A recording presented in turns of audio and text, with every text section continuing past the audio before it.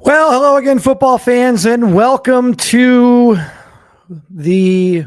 I don't even know what we're going to call this. If we're going to call this the the in between, right? Like, I want to say it's week 2 because week 1 has already happened, and we've already had one game from week 2 kick off. But we're kind of in that weird area, right? Like we're on RFL Tuesday night. That's what this is going to be affectionately referred to as RFL Tuesday night. You've got Miners live from 6 to 7. We'll take you right up to the first game kickoff. And then at 9 o'clock, the second game of the doubleheader will kick off. So RFL Tuesday night, I am your host, head coach and general manager of the Sacramento Miners, Chris Dunn. If you have not already subscribed to the channel, that would be fantastic. Please don't hate that I haven't changed the graphic there to say 6 p.m.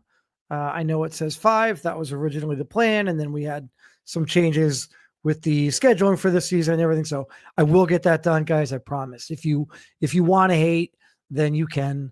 I suppose you could throw that into the category of things that I've done wrong, and for that I apologize.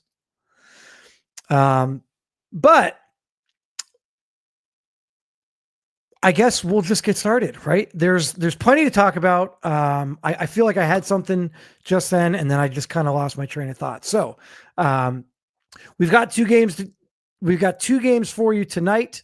You'll definitely want to check those out. Again, 7 o'clock and 9 o'clock on the RFL YouTube network. The Austin Armadillos take on the Boston Shamrocks, and the St. Louis Aviators will take on the Oklahoma City Bisons.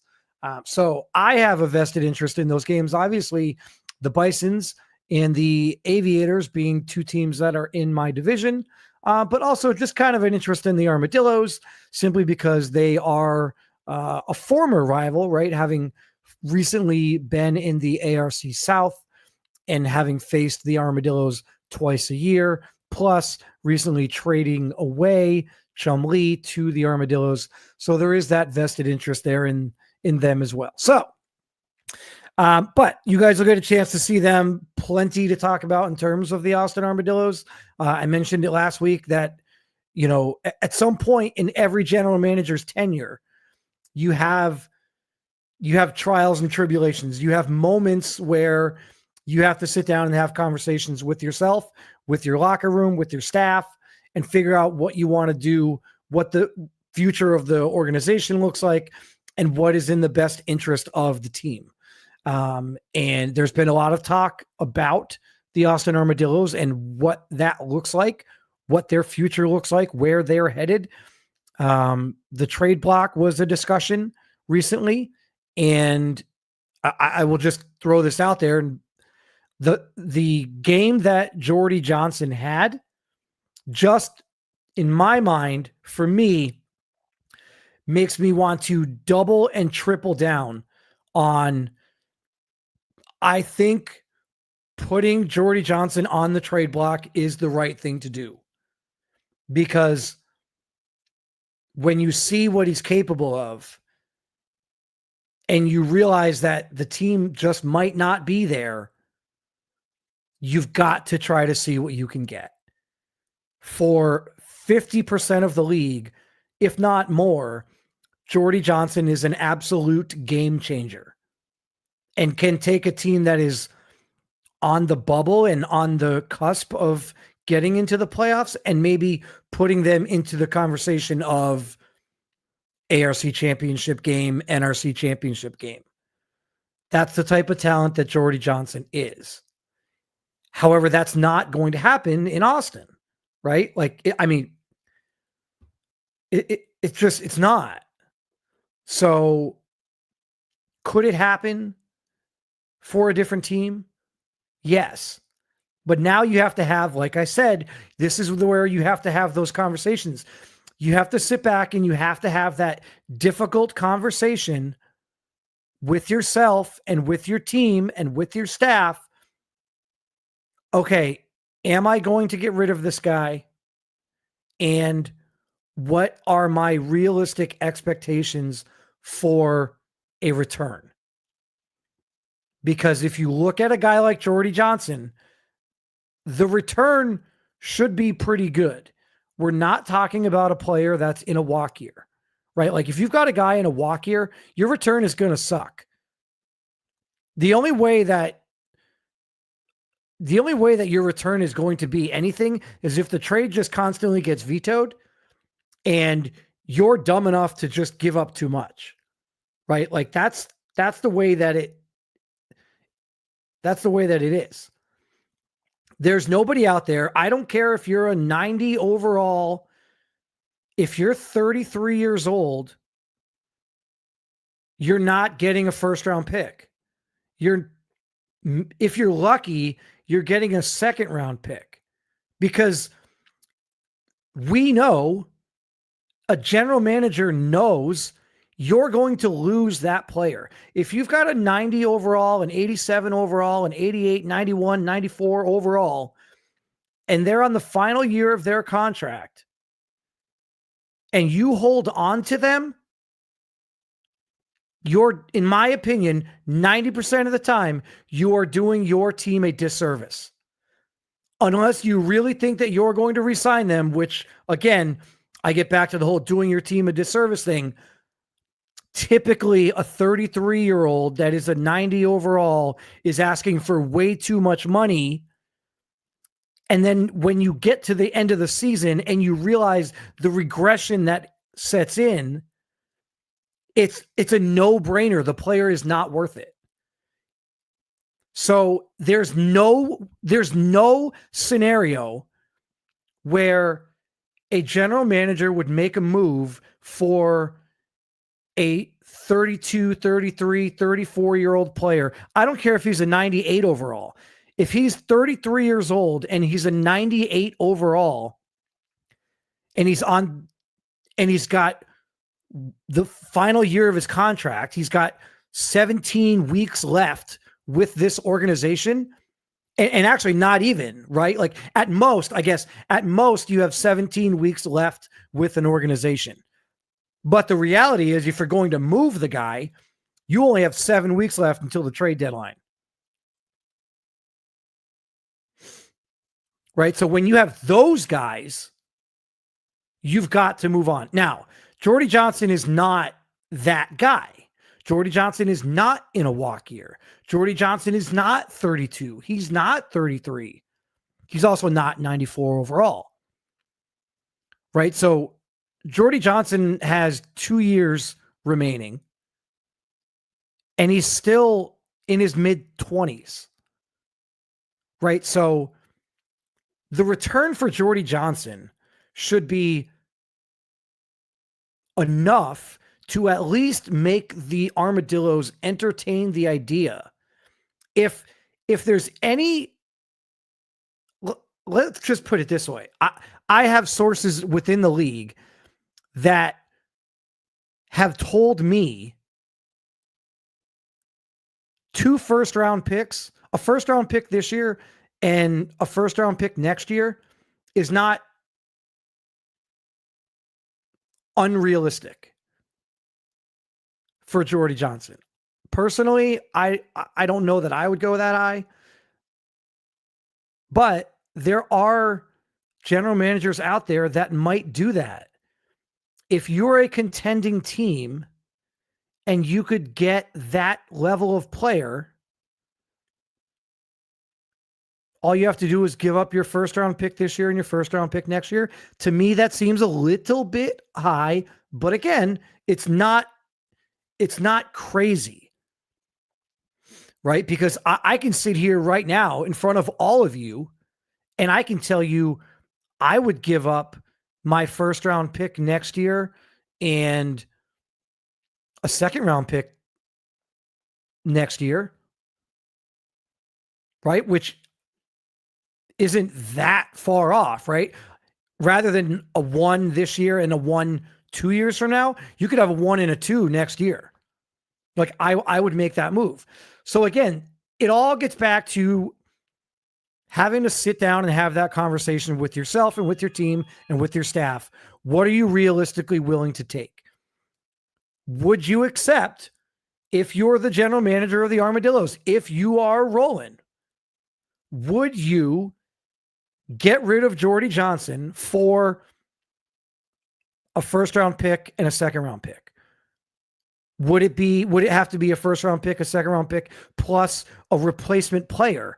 Maybe maybe a receiver that is, a low 80s, maybe 28, 29, 30-year-old, just to step in and be a guy that can play, not at the level of Jordy Johnson, but certainly a guy that can play. And you have to have those conversations, and you have to start having them now. Because the reality is, within 2 months, you have to do it or not do it. You have 2 months. Less than at this point. You basically have 6 weeks to figure that out. And after the performance that the Armadillos had in week 1 against the Steamers, they're very optimistic. And I could understand people in the room saying, well, maybe we should hold on and see what happens this year. And that's great. I completely get it. But you also have to recognize that with every passing week, the amount that you can realistically get in return goes down. For example, if you told me that right now, live on the air, Roland and I could trade and I was going to get Jordy Johnson right now, live on air, I would possibly give up 2 first-round picks. However, if we get to week 6 and week 7, well, guess what? I no longer have the benefit of having that player on my team for weeks 2, 3, 4, 5. And to me, that is a loss in value. So I'm no longer going to do that, right? And those are real. That's real life. That's real world. That's how it works. And that's what's going to happen. Or it's not going to happen, right? The Armadillos realize, know what? We're going to keep them, and maybe we can do something in the offseason, and we can get ourselves in a position where in 2026 we can make a run at the division and get to the playoffs. I completely understand when a team wants to win with their guys currently. I get it. Nothing would make me more sad than to go the next 4 years, 5 years, 6 years without getting to a real bowl with the guys that I have now, and coming to grips with the fact that one of them has to go. Right? Like, I would feel terrible if 5 years from now, Derek Oliveros is gone. Griffin Whiteside is gone. Right? Jason DePape is gone. Anthony Fry is gone. Like, whatever the situation might be. If suddenly the circumstances are such that a key player on your roster has moved on, and then you get to the place that you were trying to get to all along with that player or those players, I get it. It hurts. It's tough. I would be devastated. But not as devastated if I just never got there at all. And as hard as it is, I would gladly trade any player on the team right now if you told me that even after trading that player, we were penciled into the Relo Bowl. That's the reality. That's why we're here. That's what you play for. We don't play to, like, just mess around in the draft and scout players all the time and, try to find the next big thing. Listen, there's a lot of players that have been drafted in the last 3 years since I've been a GM in the league. And some of those players will probably become Hall of Fame players. But you know what? I'm probably going to be 60 years old by the time they get inducted into that Hall of Fame. I don't care about what the Sacramento Miners look like when I'm 60. I care about what they look like right now and for the next handful of years. And so if you are running a team, you need to be having those serious conversations. Everybody has to have those conversations. I see Forbes in the chat here poking fun at my age. 60 years old, so like 3 more years. I mean, damn, I look good for 57. These are the conversations that you have to have. And if you're not willing to have them, then you shouldn't have taken the job, right? But I promise you, they're conversations that you have to have. And it remains to be seen what will happen with Jordy Johnson. And he's not the only one. There are several players around the league. But Jordy Johnson is the easy one right now because preseason he was put on the trade block, and then week 1 he balls out for 13 catches and over 250 yards and 3 touchdowns. Never in you can fact check me all you want. I'm going to go out on a limb and say never in the history of the RFL has a player been talked about being traded and then literally the next day put up those numbers. Somebody can do this. I don't know, Pat, Pecan, one of you guys out there, one of you stat boys out there could put this together. Find the best wide receiver performances in the history of the RFL, and Jordy Johnson's week 1 in 2025 has to be in the top. If it's not in the top 5, I'm mind blown. What Jordy Johnson did last week was a top 5 historical performance in the RFL.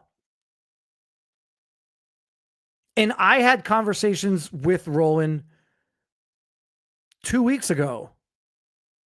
And I was like, I'm not giving you 2 first-round picks. It's not going to happen. I'll give you 3 second-round picks or a 1 and a 2. But then something like that happens, and even me, I can sit here and have this conversation with myself and tell you, well, you know what? I said I wouldn't give up a first-round pick in 2025 and 2026, but if I could get him right now and I have him for 16 more games, then okay, let's do it. And then the Austin Armadillos have a direction. They're going into full-on rebuild mode. Now they have their first-round pick next year, which once you get rid of Jordy Johnson is probably going to be a significantly high in the draft, low number pick. I mean, if the Austin Armadillos get rid of Jordy Johnson, they're probably picking in the top 5. Certainly picking in the top 10. And then you add on another first-round pick, in this example, from, let's say, the Miners. Well, we don't know how to get out of the first round of the playoffs. So now you're talking about the 18th or 19th pick in the draft, maybe the 20th pick in the draft. So now next season, the Austin Armadillos have, let's just hypothetically say, the 4th pick in the draft and the 20th pick in the draft. Those two players are going to do more for the future of the organization than Jordy Johnson. At least that's the conversation that has to be made and has to be had. And the decision that you have to come up with. And then also the following year, you get additional 2 first-round picks. Like, sometimes it's hard to look at this in any other way other than real life, right? Like, and so look at real life examples where it benefits everyone, right? Like, the easiest example of this is the Detroit Lions and the LA Rams. The LA Rams traded away Jared Goff and 3 first-round picks 3 years in a row just so that they could get Matt Stafford. And so let's use that example in the RFL. The Rams being the Sacramento Miners, right? Like, let's just say let's say it's me. I am the Rams, and I am willing to give you first-round picks because I want the asset, Matthew Stafford, that is going to help me win now. Well, guess what? It worked. And even if they didn't actually win the Super Bowl, just getting there, ultimately you want to win. But they won. They won the Super Bowl. They literally did. So at that point, it worked. And they've been good ever since. They haven't quite got back to that level, but they've been capable of that and repeating that ever since they made that trade. Now look at the flip side and the Detroit Lions. There's nobody in the world that would redo that trade. There's no one in the world that would undo that trade. Not a Lions fan, not a Rams fan, not a fan of football in general. And I think one of the greatest debates you could possibly have is if you were to take a Lions fan and you were to take a Rams fan and you were to put them in a room and say, okay, who won this trade? Because the Rams fan is going to say, well, we won the Super Bowl, we won the trade. And the Lions fan is going to say, our team is stacked for the next 5 years. And every year for the next 5 years, we are going to be looked at as a Super Bowl contender. That's the conversation that I'm talking about. It's not an easy one, but it is possible for both teams to think that they want to trade. You just have to be willing to do it.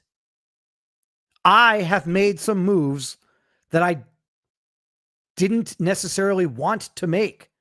In the moment, I didn't know if it was going to work out. And I don't have to look any further than the team we've been talking about here in the Armadillos. Getting rid of Chum Lee was a difficult move. He was a mid to high 80s overall. He wasn't super old. There was talent around him. And I had nobody on the roster that was capable of stepping in to take his place. I had to make the difficult decision to trade away the only RFL starting caliber quarterback that I had on my roster, a playoff division winning roster, mind you. I had to make that decision to trade that guy who had won not one, but 2 division titles in consecutive seasons. And I had no idea who was going to play quarterback the following year. I spent an entire offseason with no quarterback and an email inbox overflowing with other GMs around the league trying to sell me on their backup quarterbacks. But just asking for way too much. And I get it. You can look at a roster that doesn't have a quarterback and say, wow, they need one. But that doesn't mean that, at least for me, I'm willing to give up a first round or even a second round draft pick to take your 31-year-old, 81 overall normal dev quarterback just because he's better than whoever's on my roster, right? Like those were other conversations that had to be had. I have no quarterback on the roster, and I have to be okay with that, at least until the draft. And hopefully things work out in the draft.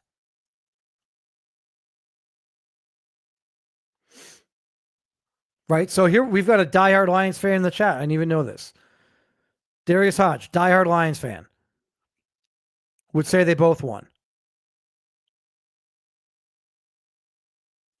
And that's the reality of it. Every single general manager goes in to a trade thinking that they are winning that trade.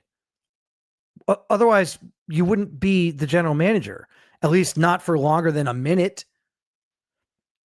You'd be gone. You'd be fired. Your team would suck. You'd be running the team into the ground if all you ever did was make trades that were not for the better of the team.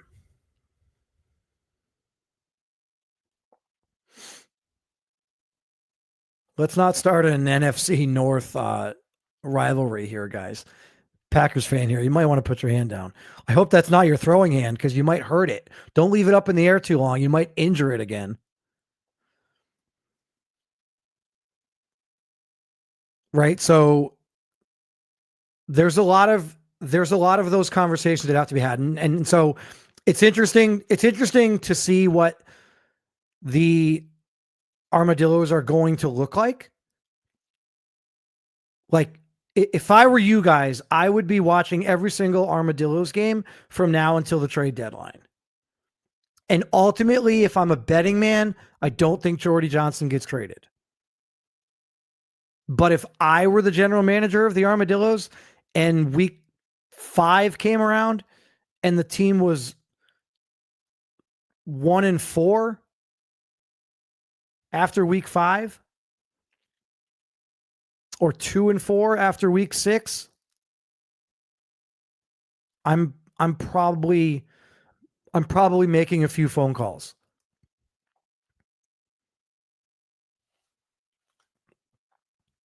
All right. So the Armadillos are in action tonight.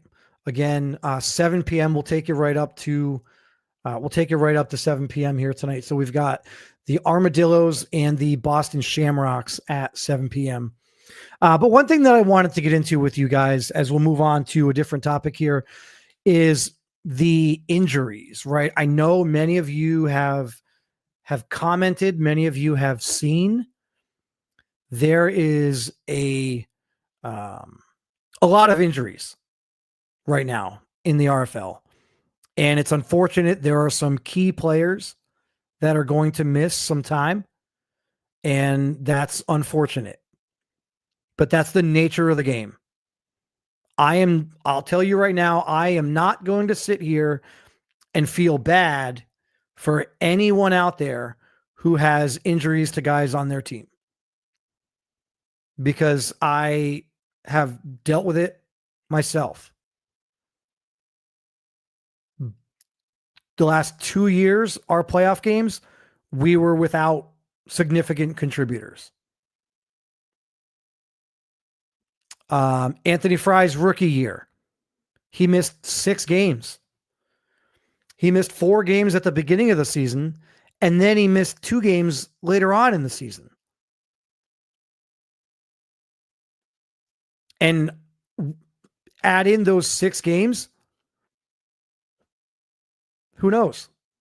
He wasn't there for the playoff game. Who knows? Right? So injuries are a part of the game.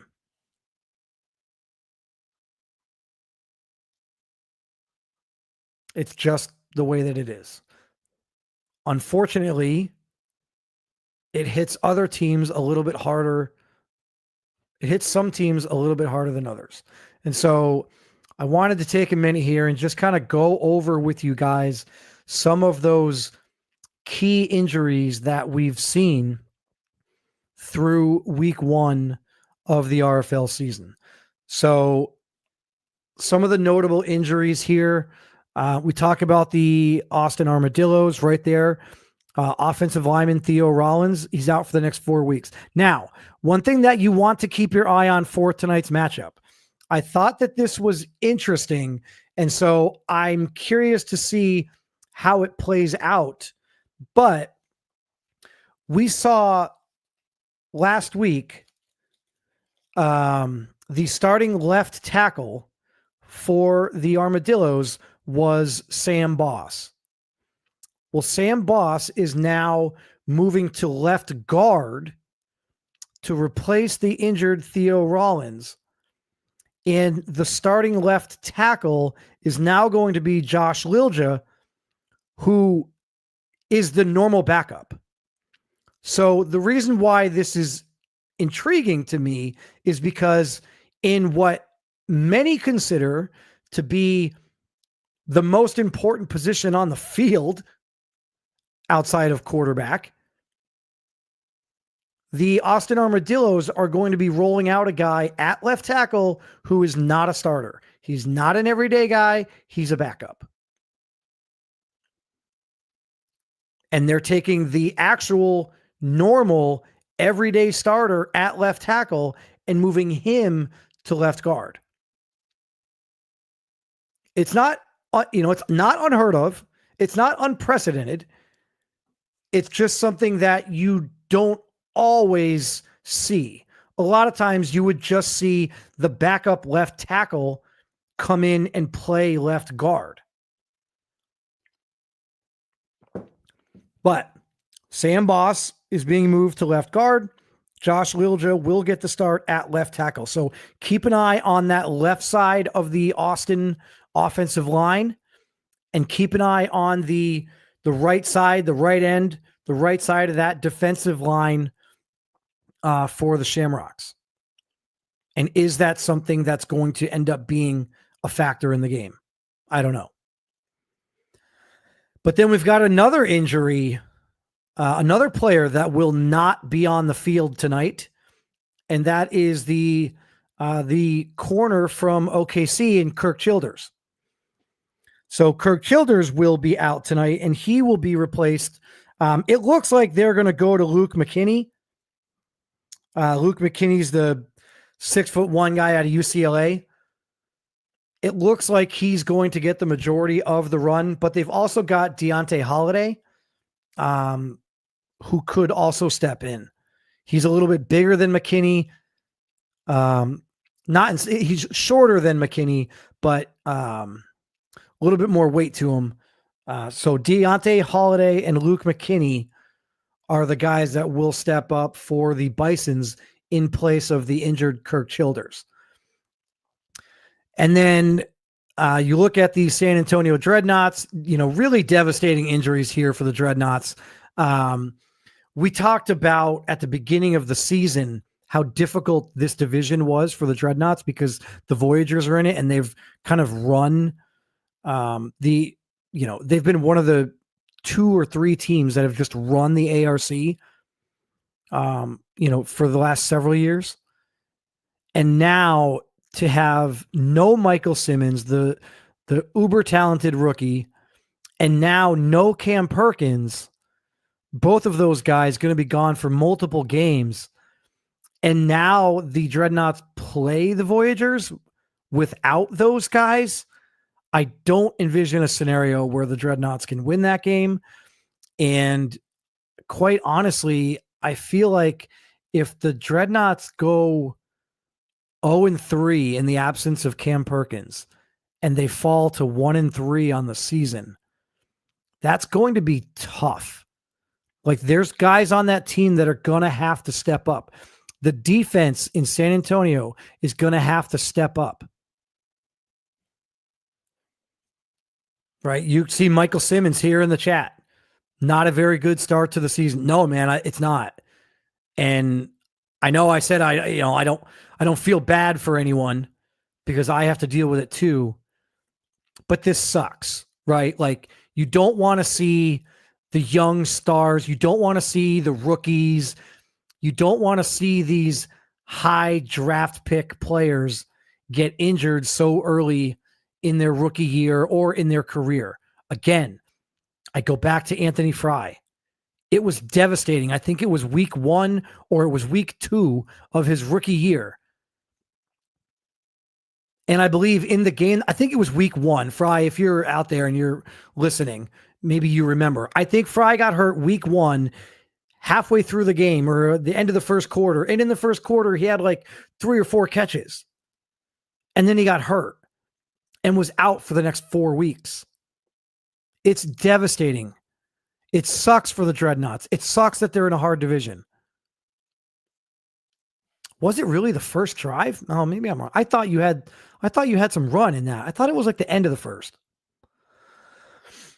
Right? So it's not great for San Antonio. The start of the season is not great.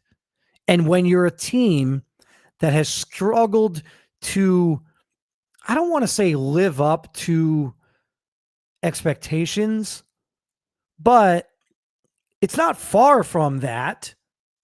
It's not far from failing to live up to expectations. If you ask Frankie, if you ask others around the league over the course of the last 4 or 5 years, did you expect more out of the Dreadnoughts than what we've seen? I think most people would say yes. Now, in Frankie's defense, we were in the ARC South the last 3 years, and it was close.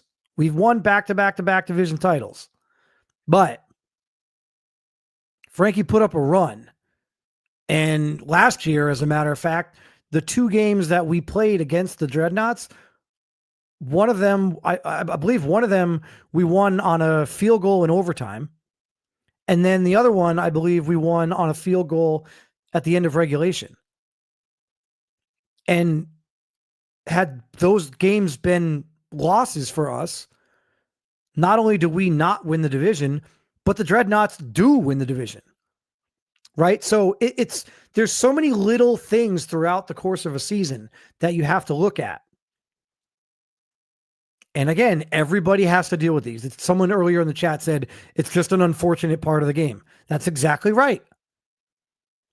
It's just an unfortunate part of the game. And this is a great way to look at it. Shout out to Kai Cash. I'll have more on you in a minute. Simmons, minor setback for a major comeback. That's the mentality that you have to have. That's the mentality that I remember Anthony Fry having when it happened to us. And that's the mentality that Michael Simmons is going to now have to have. And hopefully for them, those 2 games that he's out, they can find a way to win one of them. Maybe win both of them. Again, it's going to be hard.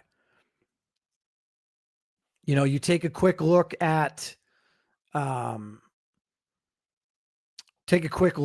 schedule and what the schedule looks like for the Dreadnoughts. So they have the Voyagers coming up in week 2. And again, a divisional matchup against a team in the division that you're basically hunting, and you're going into it without your wide receiver. I think he's wide receiver 3, right? So we're calling wide receiver 3 a starter, and your number 1 running back. And then you go into week 3 and you have a matchup against the Armadillos, who at this point, we're still not sure what the Armadillos are. But if all we're doing is going off of what we've seen, the Armadillos look for real in week 1. Now, granted, a lot has changed since then. But those Dreadnoughts have the Voyagers in week 2, the Armadillos in week 3, and then they have the Shamrocks in week 4. Cam Perkins is going to miss all 3 of those games.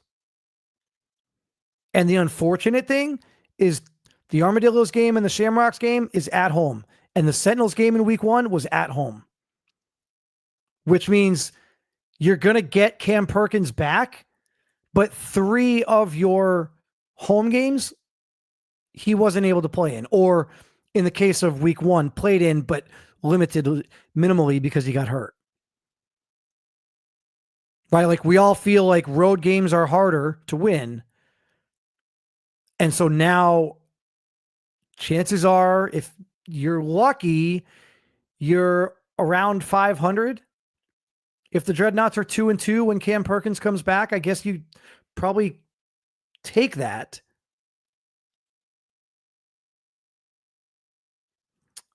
And then moving on to the Columbus Explorers, you've got left tackle AJ Clifton. He's going to be out for 3 weeks. Have to keep an eye on what that means for DJ. And speaking of DJ, the Pittsburgh Pioneers are going to be without their version at wide receiver for the same 3 weeks. The Orlando Sentinels are going to be without Luke Stokes. Now, this is a big one. So far, this is the biggest injury impact that we've seen. This is a player that was a Pro Bowler last year for the Sentinels. And he's now going to be gone for 6 weeks. That's devastating for the Orlando Sentinels. When you look at the Sentinels, again, another ARC South team, I feel like I'm talking a lot about the ARC South. Those games that Luke Stokes is going to miss. At the Cougars, that could be a loss. At the Voyagers, that should be a loss. Home to the Monarchs, they could still win that one.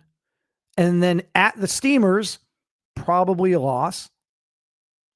Then you have the bye week, and then you have the Dreadnoughts. So Luke Stokes will miss that week 7 contest against the Dreadnoughts, and that could be a loss. So if that's the case, in those 6 weeks, there's 5 games that Luke Stokes will not be a part of. The Sentinels could easily see themselves going 2-3 or even 1-4. And they're 0-1 on the season. And so all of a sudden, the Orlando Sentinels get to week 7 and they find themselves 2-5, 3-4. And that's just not where they wanted to be. So again, devastating injury to Luke Stokes. And then the Atlanta Thunderbirds are going to be without defensive end Max Knight. He'll be back in just 2 games. If you take a quick look at what those 2 games are, it will be the Dallas Desperados. So that could be an interesting game, right? The Dallas Desperados and the Atlanta Thunderbirds with Max Knight not there. What does that mean? Less pass rush? More time in the pocket? Could the Desperados pull out the win over the Thunderbirds? I think the Thunderbirds are probably the favorite in that game, but with the absence of Max Knight, I could certainly envision a scenario where the Desperados win that game. And then the following week, you're at home against the Steamers, which again, I understand that the Armadillos kind of made the Steamers look a little foolish in week 1, but I don't think that's the Steamers that we're going to see. I think a month from now, we're all going to forget that the Austin Armadillos beat the Memphis Steamers in week 1. And so you look at the Thunderbirds with the absence of Max Knight for 2 weeks. Well, those 2 games are big games. The Desperados this week, and then the Steamers in week 3.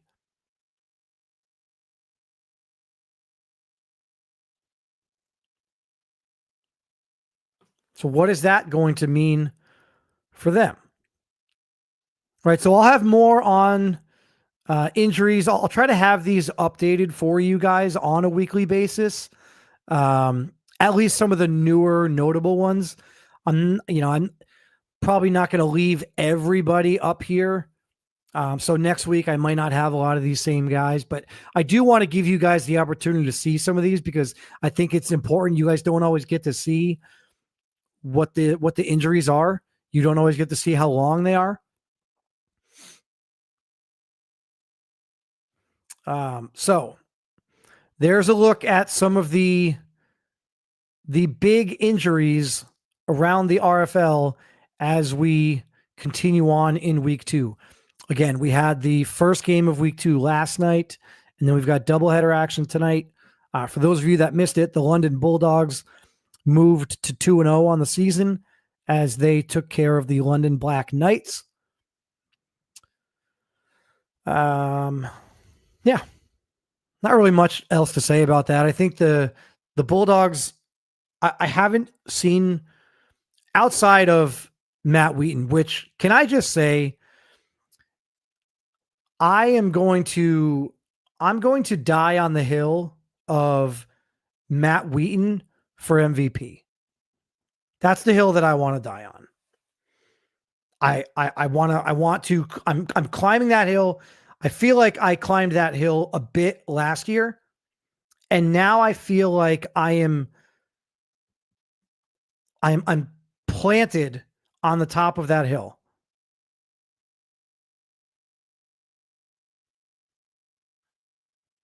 Forbes.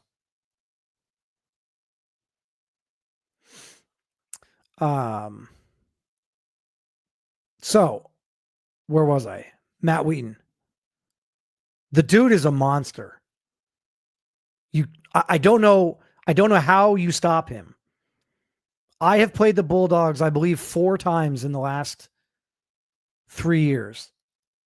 And every single time I go into the game saying, all I want to do is stop Matt Wheaton. I want to make Timmy Merritt beat me. And Matt Wheaton is simply a cheat code. Like, he's the great white hype. I don't know.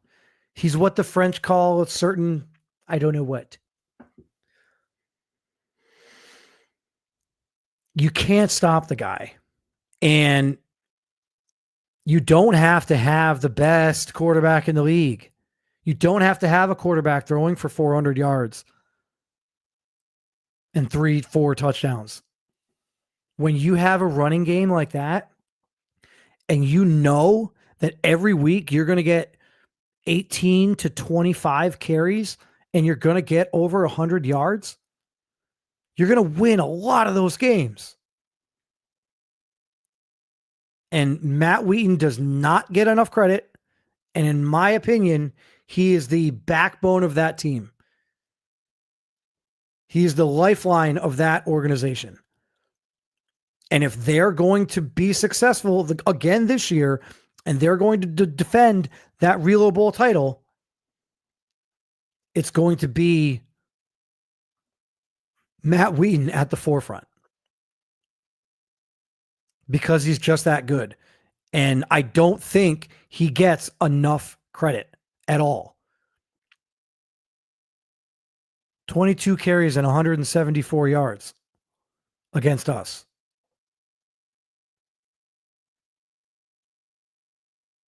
Like, it's wild. Or no, that wasn't against us. That was last night. 22 carries, 174 yards. And against us, I believe he had 19 carries. What do you have? 19 carries, 114 yards. So 114 yards in week 1, 174 yards in week 2. I mean, he's basically got 300 yards on 40 carries.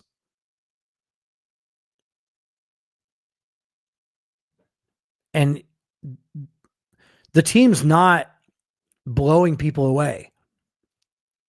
Like, both of those games, there were moments. Certainly in our game in week 1, there was a moment where you thought the Bulldogs were going to lose. And there was a moment last night where I thought the Black Knights could come back and win this game. And then ultimately they came back. They kind of tied it up or got really close. I forget. And then just turned around and the Bulldogs, Matt Wheaton just said, hold my beer. Like, no, I'm good. I got this. And he does it every week and no one recognizes it. We talk about Tavion Hall. And don't get me wrong, he's great. We talk about Kingston Kenny. We talk about DJ Scott. Like, Matt Wheaton does not get enough run for what he brings to that organization and what he brings to this league. Don't get me wrong, I love Amir Williams. Amir Williams is, I mean, if you ask me what running back in the league right now I would start a franchise with, it's hard not to put Amir Williams towards the top of that list. He's that good. But so is Matt Wheaton. And so here we are in week 2. I am supplanting my flag on the mountain of Matt Wheaton. And hopefully this is not a part of where Dunner was wrong 2 months from now. All right. And then before I get out of here, we've got about 10 minutes left before kickoff, guys. So we're almost there. Again, RFL Tuesday night. I'm with you every Tuesday all the way up till kickoff. So set your alarms, whatever it is. Have multiple alarms on your phone. Tell Alexa to set an alarm for 6 p.m. every Tuesday. But happy to have you here. Appreciate you guys checking in. And I will take you right up until kickoff at 7 o'clock. But before we get out of here, there is some superlatives or some accolades that I want to throw out there. And this is something that I'm going to do throughout the season. So guys, this is going to be an opportunity for you. If you see a player and you would like to nominate them for this segment, this portion of the show, all you have to do is send me a DM, tell me the player. You don't really have to give me their stat line or anything. Just tell me who they are and, why you're nominating them or whatever. And I can look up the stat line. I can kind of get an idea as to why you might be nominating them. But what I'm going to be doing throughout the year is I'm going to be spotlighting some players that are basically having their welcome to the RFL moment, right? So you might see a rookie with a really great performance. That would be a welcome to the RFL moment. You might see a backup, who doesn't get a lot of run, make a really nice play and score a touchdown. That might be a welcome to the RFL moment, right? So I'm going to have throughout the year, and I'm going to try to have them on every show. I'm going to have these welcome to the RFL nominees, welcome to the RFL candidates, where I will go over. And again, if you guys have a player that you would like to nominate for that welcome to the RFL moment, hit me up. Send me a DM. Say, Dunn, did you see this? Look at this guy. How's this for a welcome to the RFL moment? All right. So for this week, the welcome to the RFL moment, the welcome to the RFL player that I would like to spotlight here, it's not a rookie. It's actually a second-year player, but second-year player being thrust into a full-time starter's role now, and that is none other than Calvin Poole, right? So welcome to the RFL, Calvin Poole. I'm a little bit mixed on this. I'm sure you guys are too. We all know Calvin Poole from USC. He was a stud. I'm a little bit mixed on this performance. On paper, it looks great. On paper, if you told me that the first start of your career was going to look like this. Well, not his career, because he started, I think, the last 2 games of last year. But your first real, your first season as the number 1 guy, and this was going to be your start, on paper, this looks really good. I would love 293 yards passing, 2 touchdowns, and to complete, about 70+% of your passes.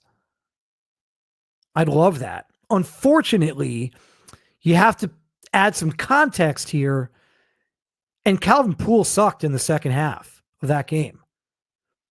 He had several deep balls down the field where maybe it's not his fault. Maybe he didn't just completely miss the receiver. And if you want to give him the benefit of the doubt and say, it wasn't a horrible throw, it was a good decision. I don't think that. I think that's where we differ. I just don't think the decisions were smart. I don't think with a lead in the second half. I mean, I think they were up, was it 24-3, 24-6? I don't like throwing deep balls 40 yards down the field. And he did it not once, but at least twice. And they're drive killers. And then there were some short passes over the middle of the field that he just missed guys. And then ultimately, the Huskies end up losing 34-24. I think they're up 21-3, or Hodge says 24-6. It may have also been 21-3. But 24-6. And then they didn't score again. And again, so it's great. This is why it's tough, because I'm giving him that welcome to the RFL moment, but at the same time, it's tough to have a second half like that. And you just hope Calvin Poole gets better from it, learns from it, and the Huskies are in a better position moving forward. However, I will just say the Huskies have, in my opinion, the worst uniforms in the RFL. They literally look like an Amazon delivery driver with the smiley face on the back of their jersey. I literally thought that that's what it was. I thought that Calvin Poole was an Amazon delivery driver. And honestly, in the second half of that game, Calvin Poole kind of looked like an Amazon delivery driver. Like, I've got an Amazon delivery driver that comes almost every day here, and I bet you he could have thrown some of those passes.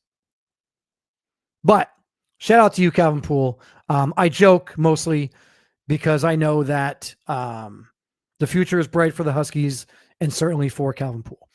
In addition to welcome to the RFL moments, I'm also going to have a boom.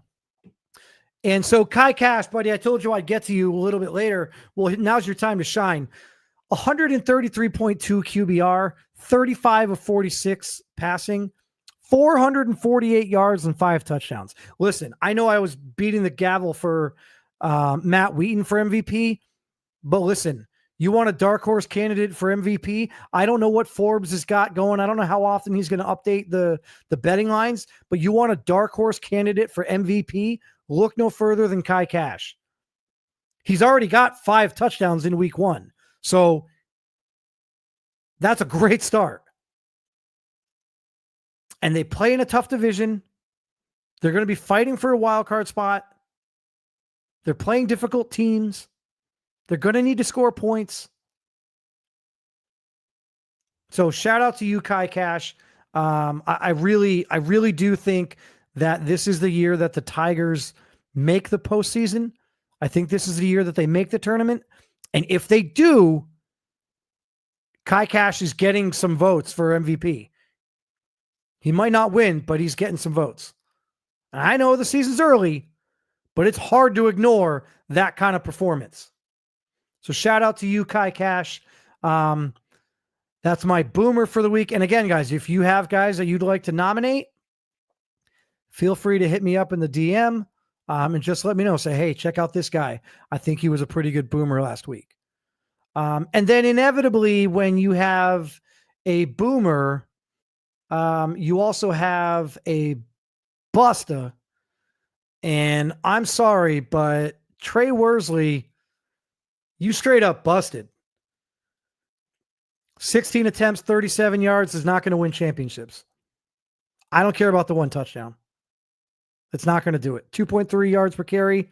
That's just not going to do it. So Trey Worsley, you're going to have to step up your game. I honestly think that it might be time for Euro Winbush. I think Euro Winbush might be on his way up. And so that's it, guys. I'm going to get you out of here. I know we've got kickoff coming up in just a minute. So for those of you still sticking around here, I appreciate it. Again, next Tuesday, 6 p.m. Eastern time, Miners Live will take you right up to the first of the doubleheader matchups. RFL Tuesday night will continue next week. Thank you again, everybody. If you have not already, please hit that like button, subscribe to the channel. And until next time, I am Chris Dunn, head coach and general manager of the Sacramento Miners. Enjoy the games tonight, everybody, and take care.